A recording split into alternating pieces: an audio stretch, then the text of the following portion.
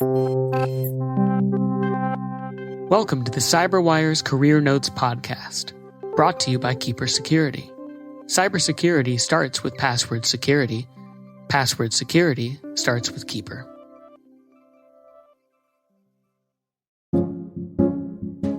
Hello, my name is Swati Shekhar, and I am head of engineering at Crowd Labs.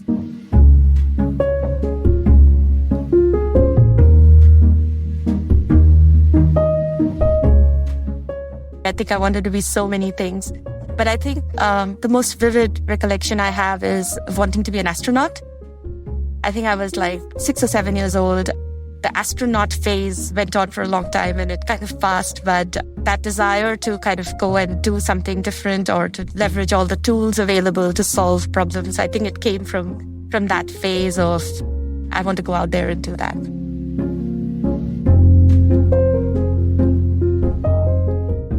So I grew up in a really small, dusty town in India. Went to school in like late 80s and 90s. We were like, from a tech perspective, right, we were significantly behind the curve in terms of what kind of technology was available at home or what was taught at school. I had my first real experience with a computer when I was 17 in my first year at engineering college. So it was very, very different. And I was never that very practical child who wanted to break apart a remote control and see how it works inside or something. I was really, really interested in keeping an eye on what's the big picture problem I want to solve and then look at what tools do I have available. So I'm not going to break open a remote control car, but can I put my super heavy book on top of it and kind of get it to carry it to my room? I was always more interested in using all the tools available and solving problems. And I gravitated a lot towards math, towards physics and chemistry, because I think they gave me that adrenaline rush fairly easy early on of just going ahead and solving problems. I come from a very open-minded family, and my parents have been very supportive, but I come from a part of India where women were stereotyped into certain roles. I remember growing up, like my parents always treated my brother and me the same, and they had the same wishes and hopes for me as they had for my brother. But I remember people like the so-called well-wishers coming forward and saying, oh, why are you letting your daughter become an engineer? You know, how will you find a groom for her? And thankfully, my parents didn't have to look for a groom for me. Like my reaction to that was, okay, I'm not going to let this sit in my head. I have to go out there and I have to do my thing. And I think we need limitations or we need challenges that stretch us beyond what we could be, a better version of ourselves. I come from a family of doctors. My brother and my parents are doctors. So I had a choice between, do I go ahead and consider becoming a doctor? Or do I go ahead and continue to kind of chase my math? This is where probably a peer group helps, because I was with a bunch of kids who were all preparing to go to engineering school. And I was like, oh, I like both of these options. Let me just try and see if I can get into either medical school or engineering school. And then I got a really good engineering college in India. And then it just kind of took off from there.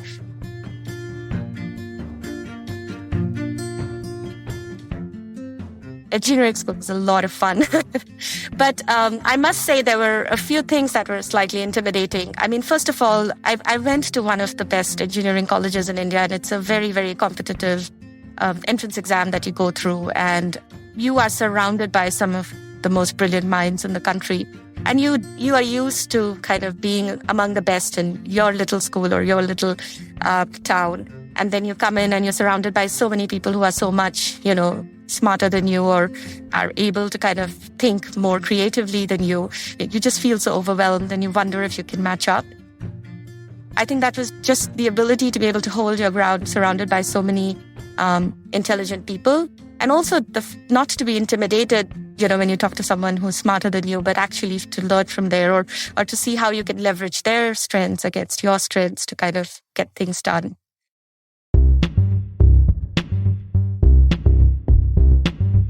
We were 30 girls and 500 boys. And I was coming from an all-girls school and it was like, oh my God, how am I going to deal with this? What am I supposed to do? Like the first day was just sheer panic, like there are just way too many boys here. So, but that was, that was easier to deal with than some of the other issues.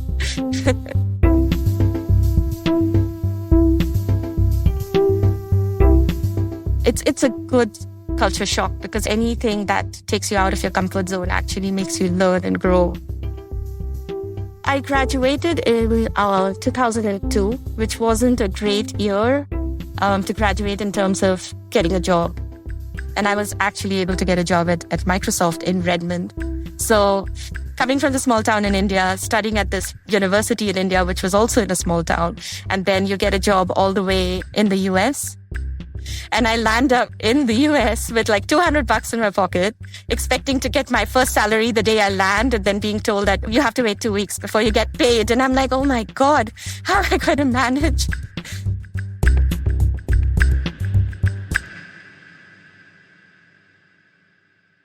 When I look back at my first job where I was all alone and then I had to fend for myself, I think more about all of these experiences now. I learned a lot as a developer, as an engineer, and as a professional as well.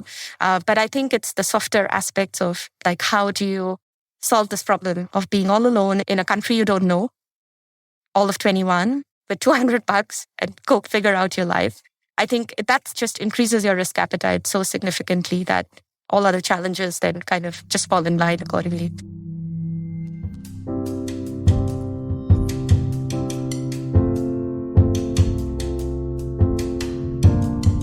It's been a long and circuitous road to get here.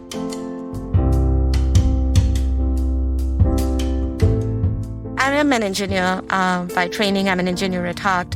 I've worked in a number of different companies in a number of different countries. My role itself has evolved. I was an engineer being fully focused 24 hours a day on solving these very interesting problems for many years.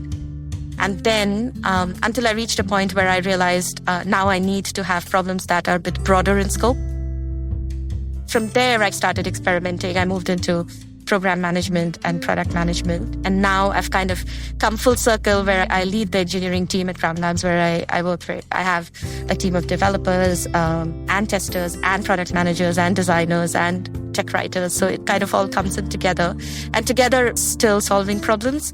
Just that now I have a team and we work together to solve problems. And I'm surrounded by really, really bright people. I have had very empathetic managers. I've had mentors whom I've looked up to who have truly helped me because they've listened to me and they've understood me. And that is something that I look to keep emulating in the different leadership roles that I've had. I think it's very important for me that the team feels that we're all moving together. We're all looking at the same goals. There's just a lot of communication that goes back and forth so that, and even if that means more energy spent or more effort needed on my part, I just want to make sure each and every member of my team feels like they're all looking in the right direction and they're motivated to go there. Be very certain about what is it about that job that excites you. I think once you have that very clear in your head, there are no right or wrong answers. Whatever it is, be honest to yourself. Because once you know why you're making a job change or why you're kind of gunning for a job, you will have a framework that will just help you kind of decide on what your next steps should be. Always be yourself. Bring yourself to the job because each and every person is individual. They have their own uniqueness and they bring their own ways of solving problems. I do think organizations need to cherish that diversity of thought. Ultimately, you need to bring your spark and your uniqueness to the job, and that will make your job more fulfilling and it will work really well for whichever organization you choose to work in.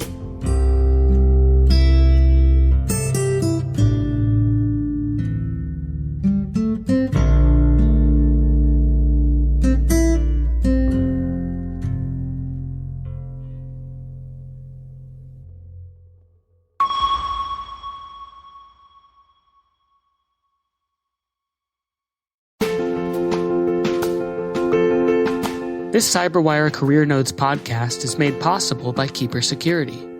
Keeper is more than a password manager. It's a scalable and customizable security platform that includes industry-leading features such as automated user provisioning, role-based enforcement policies, SSO/SAML integration, advanced reporting compliance, breach watch dark web monitoring, and more. Members of the CyberWire community will receive a free 3-year personal password manager when they take a business demo. Visit keeper.io/cyberwire to learn more. And we thank Keeper Security for sponsoring our show.